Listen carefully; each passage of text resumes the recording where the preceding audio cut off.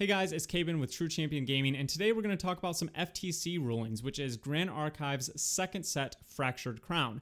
Whether you're just excited for the set to come out, or you've already begun to theory craft and test and just do all that and really try to get ready for Ascent, these are some important rulings that you may not know.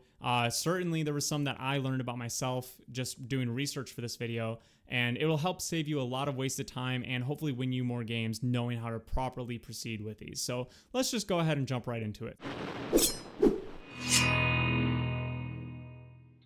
For ruling number one, we're going to talk about, it might be a little bit basic, but reserve cost. So we have these brand new shining fractals in the set, and it's really important to know that these cannot pay for memory costs. It might be something that a newer player overlooks, so we wanted to briefly mention it. But yeah, so if you're tapping for reserve cost, that is only referencing to the yellow color whenever a reserve or memory cost is being mentioned.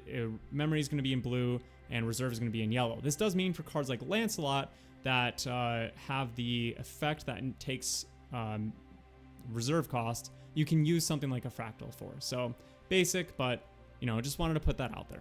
The next one is definitely one that not all players may know. So if you have a domain out that has an upkeep cost like Dawn of Ashes, for example, where you have to check your memory, if you have no memory, which shouldn't happen the turn you play the card because you'll have to put cards down for that, or maybe you used fractals to put it out. If you have no memory, it will stay on the board. It won't just auto destruct, it'll basically just say like, oh, well, we can't even check, so you're good. Very important ruling to know. Kind of going off Dawn of Ashes, it's going to bring us to ruling number 3, which is Song of Frost can do its alternate activation 4-0 even under Dawn of Ashes.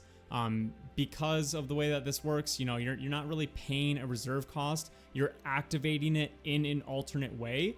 Dawn of Ashes isn't increasing that way of activation. So just an important thing to know, you can still get away with cards like that for free, essentially. Let's talk about ruling number 4, which is going to mainly pertain to Scavenging Raccoon as an example. So this is essentially just talking about up to as a ruling, but a good example of how I might we want to cover basically common misconceptions in the set, and so this is one that I see being played a lot, so this is going to be our example. So Scavenging Raccoon says banish up to 2 target cards from a graveyard. So if an opponent plays that and you do something like Stillwater Cloak, which banishes a floating memory at instant speed if you use the effect, you can wait for your opponent to play raccoons, have them target 2 cards, and then you can tap your Stillwater Cloak and banish one of those. So it's nice because you can still get your effect for free essentially, because you're going to lose that card anyways, but it will not fizzle the effect. Because Scavenging Raccoon says up to,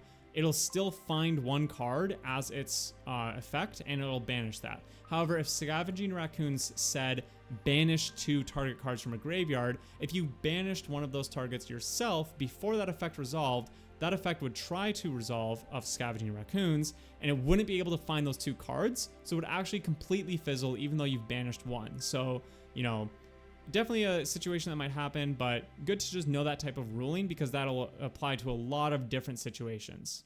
All right, so this is going to lead us to our final ruling, which is a little confusing, so I might reference my phone here. Apologies. We're going to talk about Uther. Now, if you're a Magic player, apparently Oblivion Ring worked like this, so you might be a little bit familiar with how this works, but not everyone's a Magic player, so we're going to talk about this card. So Uther's effect is on entry, you can rest and banish a target card, and then on leave, which means once Uther leaves the field, that card will come back. So this card is really strong, obviously. It's temporary removal, but you can actually make it permanent removal. So let's say you're running a deck like Windxander and you bring out Uther, you rest him for the effect, targeting card to banish, and then you respond with something like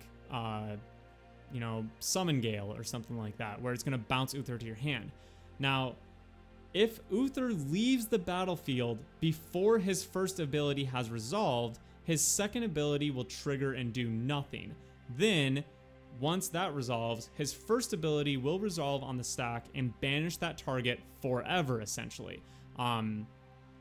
Very confusing if you don't understand, obviously.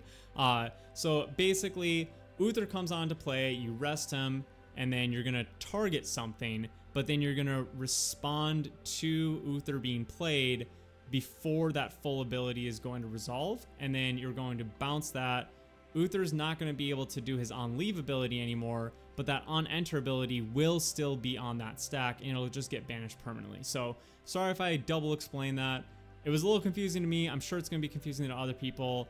If I am wrong about this or explained it in an incorrect way, please comment below.